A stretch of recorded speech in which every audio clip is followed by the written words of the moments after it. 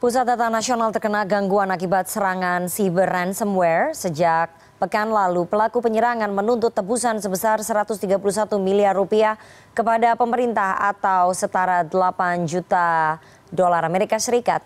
Akibatnya puluhan layanan publik lumpuh dan belum sepenuhnya teratasi. Sore ini kita akan membahasnya dengan pengamat keamanan siber Alfon Tanujaya dan anggota Komisi 1 DPR RI Bobi Rizaldi. Selamat sore, Bapak-bapak.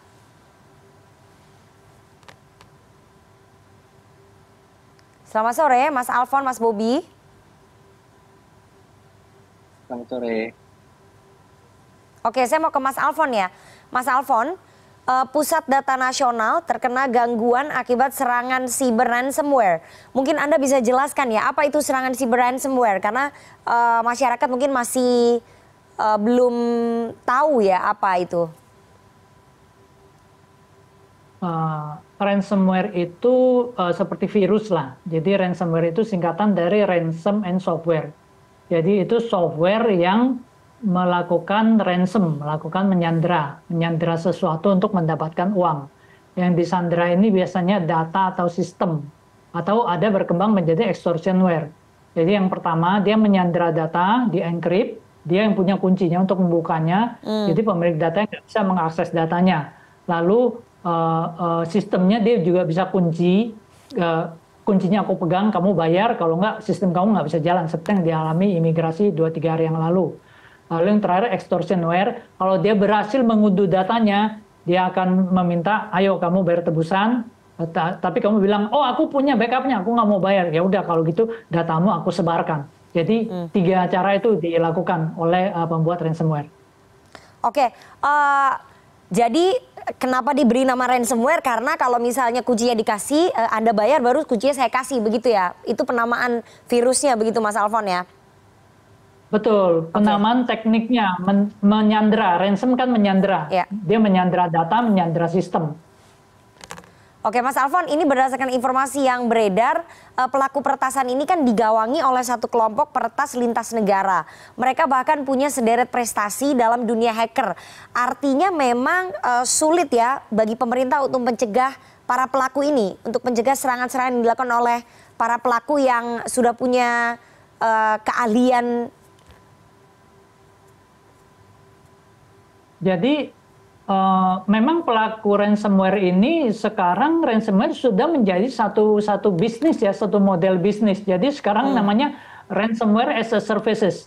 Jadi seperti judi online, bandar judi itu. Jadi ransomware ini si Lockbit ini dia jadi bandar ransomware-nya, dia punya aplikasinya. Lalu dia cari afiliator, orang yang mau mendapatkan keuntungan dari menginfeksi jaringan yang diketahuinya. Jadi kita perlu sadari itu. Jadi jika mendapatkan uang tebusan, maka orang yang menjadi afiliatornya itu akan mendapatkan keuntungan. Jadi dan celakanya ransomware ini dijalankan dari negara-negara umumnya di Eropa Timur dan secara diam-diam atau gimana agak terlindung sehingga tangan hukum tuh agak sulit menjangkaunya. Walaupun beberapa bisa ditangkap antara kerjasama FBI dengan Europol dan badan penegak hukum lainnya ya.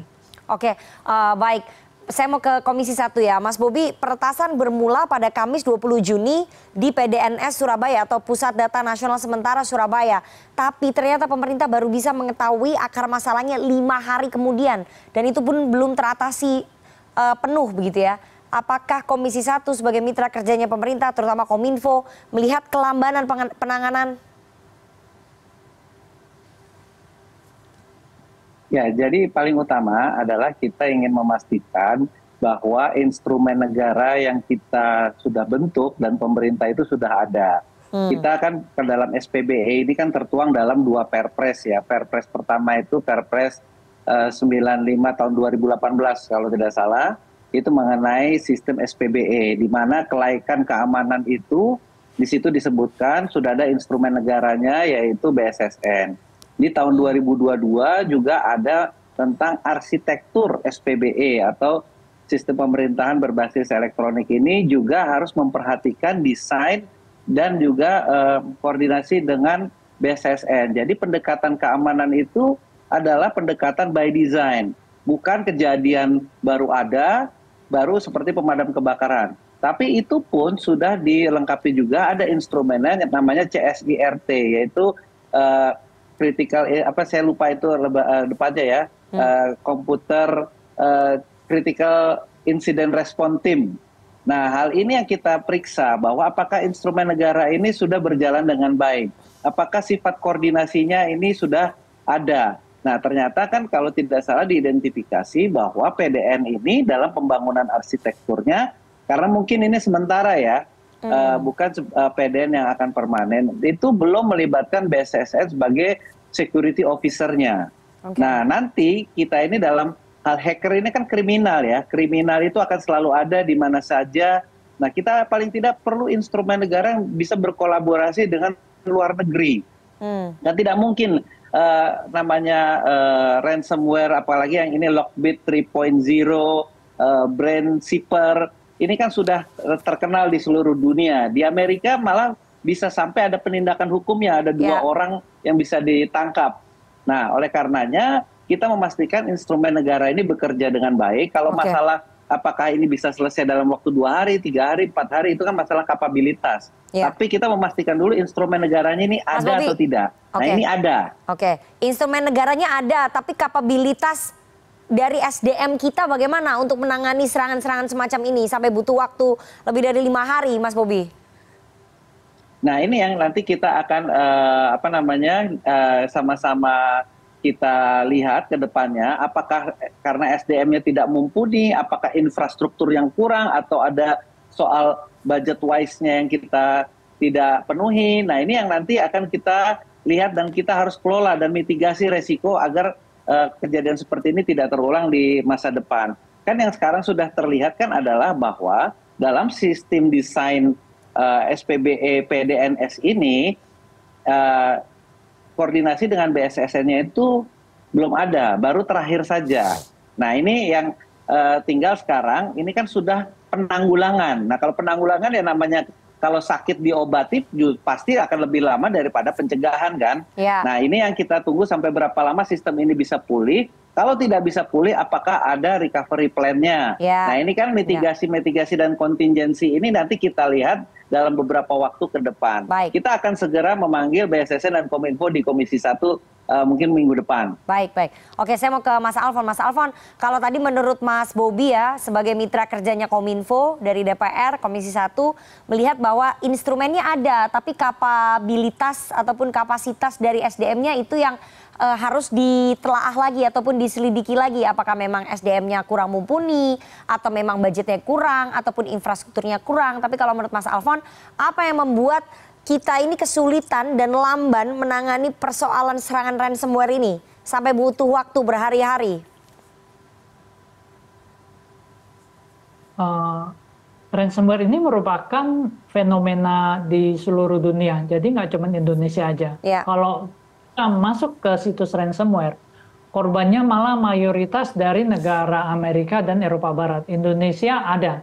Jadi tahun ini 2024 kira-kira ada 12 perusahaan institusi pemerintah, ada juga swasta, ada shopping center terbesar, ada bank juga yang terkena, bahkan ada bank yang terkena 2 kali. Tetapi sebagai gambaran, di Indonesia kira-kira sekitar 12 sampai 14 yang kena ransomware, sedangkan di Amerika itu bisa sampai ratusan. Jadi kita perlu tempatkan secara objektif juga.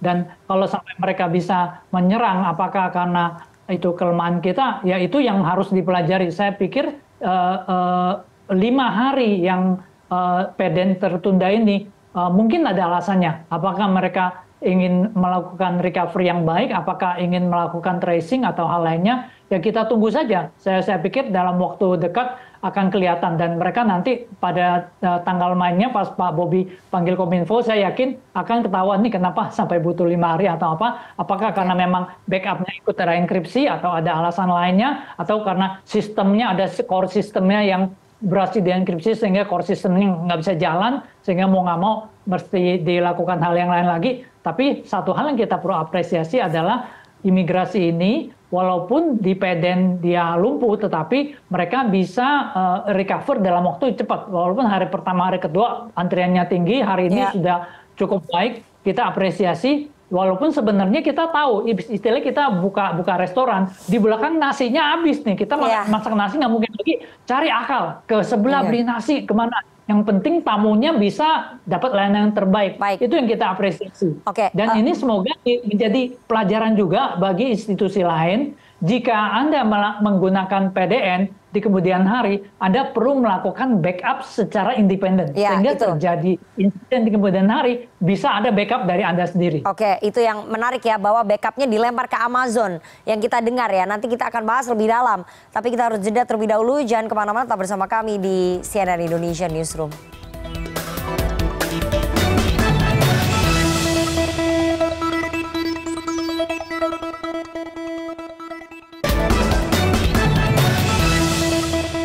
Terima kasih Anda masih bersama kami di CNN Indonesia Newsroom dan kami akan lanjutkan dialog sore ini terkait serangan siber di Pusat Data Nasional bersama pengamat keamanan siber Alfon Tanujaya dan anggota Komisi 1 DPR Bobi Rizaldi.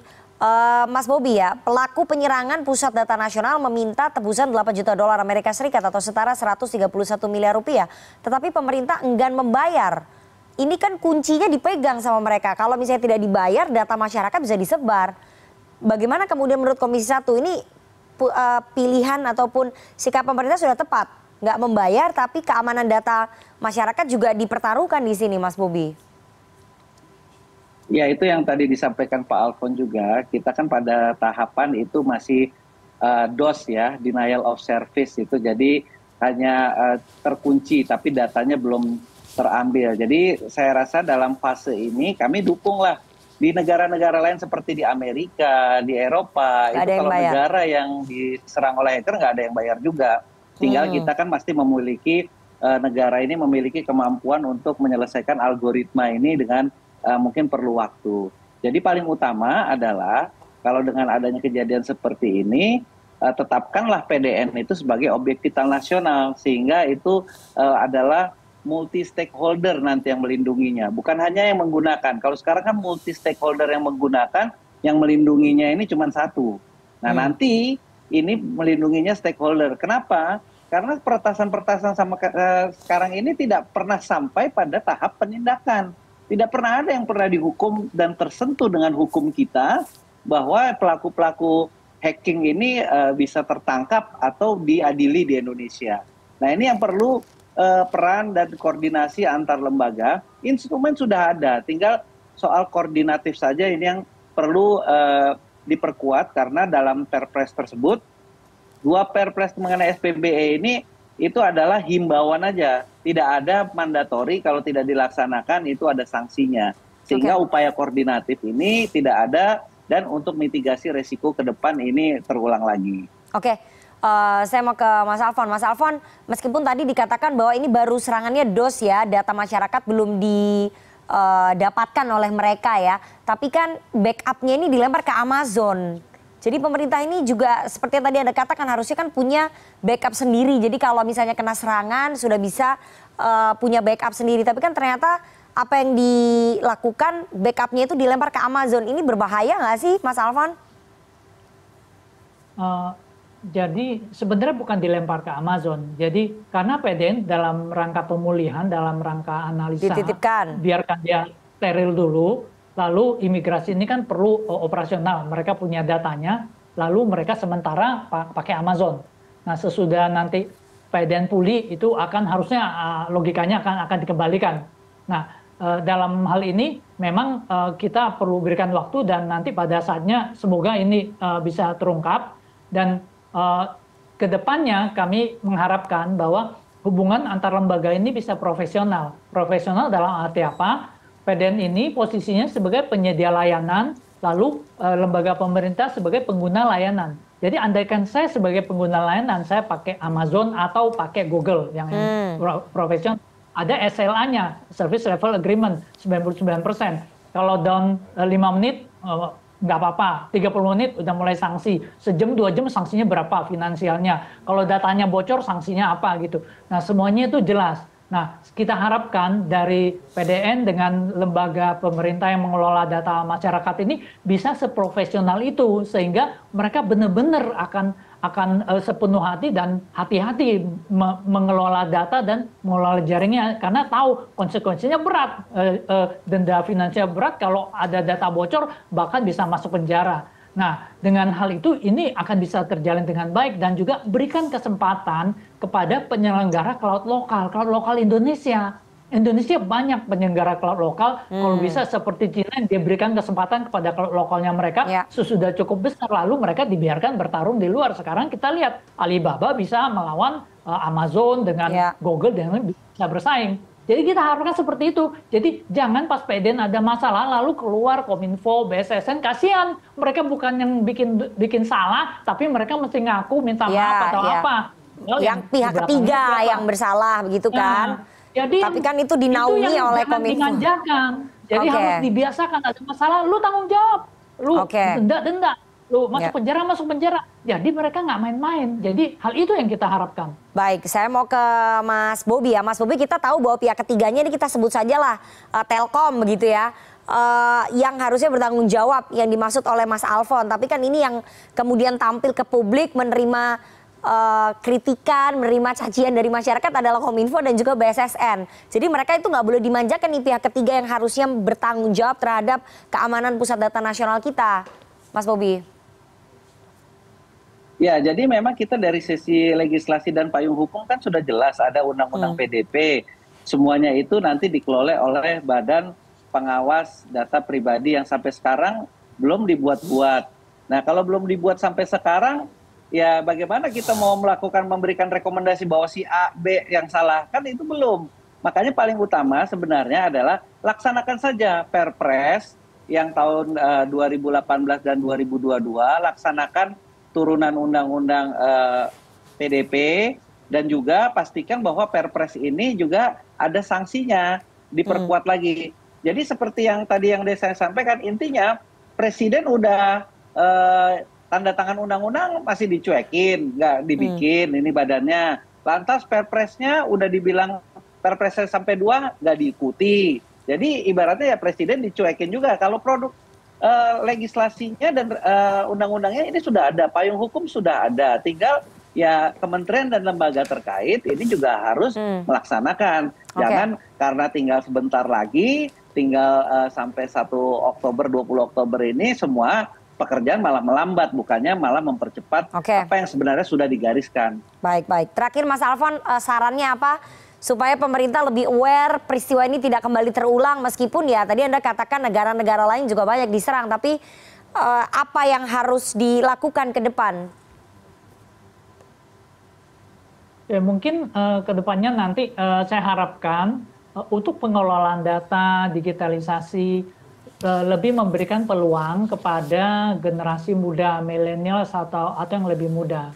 Jadi bagi yang sudah baby boomer seperti saya atau yang lebih tua atau cukup sulit beradaptasi dengan perubahan ini, mungkin menangani bidang sesuai dengan kemampuan dan skillnya. Mungkin hal-hal yang sangat dinamis dan sangat cepat perlu dipertimbangkan untuk diberikan kepada milenial atau profesional, sehingga kita bisa secara strategis dan cepat beradaptasi dengan perubahan yang luar biasa cepat. Kedepannya ini challenge-nya nggak cuma ini challenge jadul sebenarnya, data center dan yang lainnya. Ke depan bentar lagi challenge-nya adalah AI dan Starlink yang kita jangan terlalu tergantung. Saya bilang jangka pendek, jangka menengah kita boleh pakai Starlink, tapi jangka panjang backbone kita tetap mesti kita siapkan, karena suatu saat jika itu diputuskan kita bisa nangis daerah 3T kita. Jadi kita tetap jangan terlena udah pakai Starlink terus nggak pasang tower, tetap pasang tower. Starlink itu hanya sementara. Jadi kedepannya hal-hal seperti itu yang perlu dipersiapkan, dan kalau bisa milenial dan